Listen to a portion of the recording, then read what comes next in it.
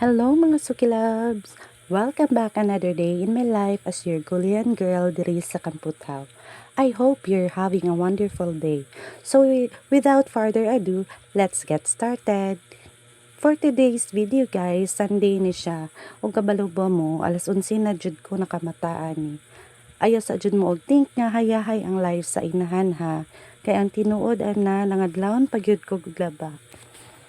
Murag ang labada walay ending, mao na pag-abot sa higdaanan, diretso jud ko recharge.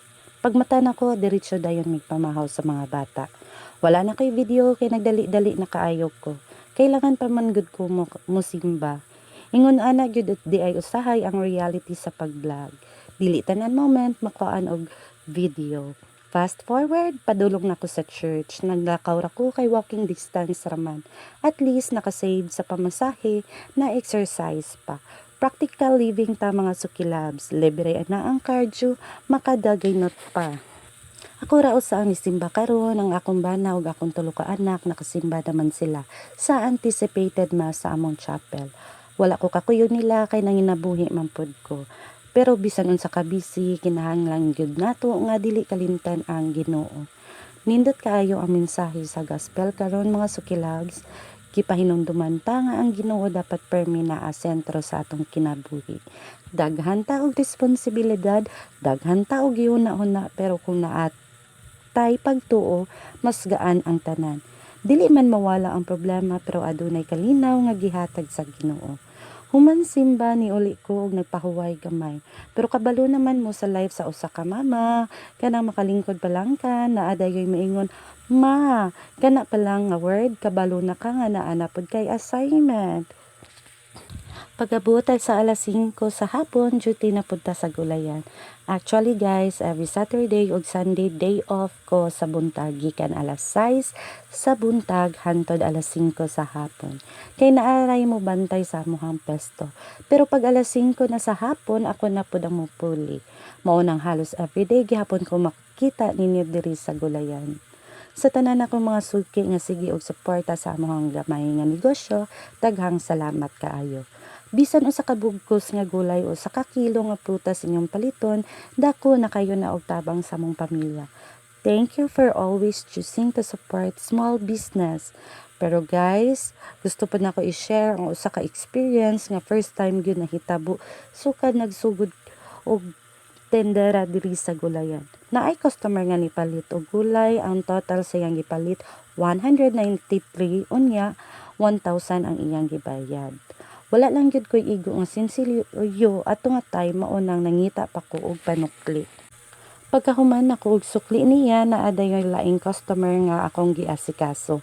Human adto medyo nihilo man pwesto mao nang nagkuha kog cellphone og nagtan-aw ko kadili sa akong gisubaybay nga salida. Samtang nagluhulat og lain nga customer. Mga 20 minutes after nibalik ang customer og miingon nga kulang ang akong sukli og 500. Sa dihang nadungog nako nakurat gyud ko, gi-recall nako sa tanan sa kong hunahuna. Giisip nako ang kwarta ang nahitabo og ang mga customer nga niabot ato nga time. Pero honestly, dili gyud ko 100% sure kay daghan kaayo og nahitabo sa usa ka higayon. Mas lisod pa gyud kay naguba ang among CCTV og wala sad koy video nga pwede namong tan-awon. Dili pa nako familiar ang customer kay first time pa nako siya nakita. Walo ka kabalo kung ako ba ang nasayop, kung na-confuse ba ko sa paghatag og sukli o kung naalang gyud misunderstanding. Pero sa usa ka butang akong gi-prioritize ato ang moment nga kalinaw. Instead nga makiglalis, gitapla na lang nako ang kantidad nga iyang giingon. Kay para nako mas importante nga malinawon ang sitwasyon kaysa modako pa ang problema. Pagkahuman sa nahitabo didto ko naka-realize nga lesson gyud ni para nako.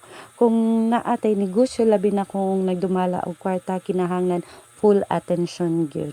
Bisan usa lang ka minuto nga ma-distract ka tungod sa cellphone sa kadaghang customer o sa kakapoy, pwede gyud ni mahitabo nga ing-ani nga sitwasyon. Dili na nato gi-share aron ibason ang customer o aron inon nga ako ang saktor. Gi-share ni nako kay gusto nako mahimong tinuod sa akong mga viewers. Kay ang negosyo dili me perfect, naay good days ug naapoy days nga naay lesson nga makatunan. Mao karon mas maampingon na gyud ko sa pag-ihap sa kwarta ug sa paghatag og sukli. Ug mahimo unahon gyud ang customer before ang cellphone. Ang salida pwede ra tan-awon later, pero ang trust sa customer lisod kung mawala. As we end this day, closing time na, manghipos na punta sa mga gulay, manglimpyo sa pwesto og mga andam para sa bagong adlaw og panibagong blessings. Thank you so much mga sukilab sa inyong walay onda nga suporta. Salamat sa inyong pagtanaw sa akong mga vlog ug sa inyong pagpalit sa among gulayan. Always remember, mistakes can become lessons if you choose to learn from them. Be honest, be patient, stay humble, and always put God at the center of everything you do. This is Shati, your Gulayan girl, saying thank you so much for watching. God bless everyone. I'm Pink Kanunay and see you in my next vlog. Bye-bye!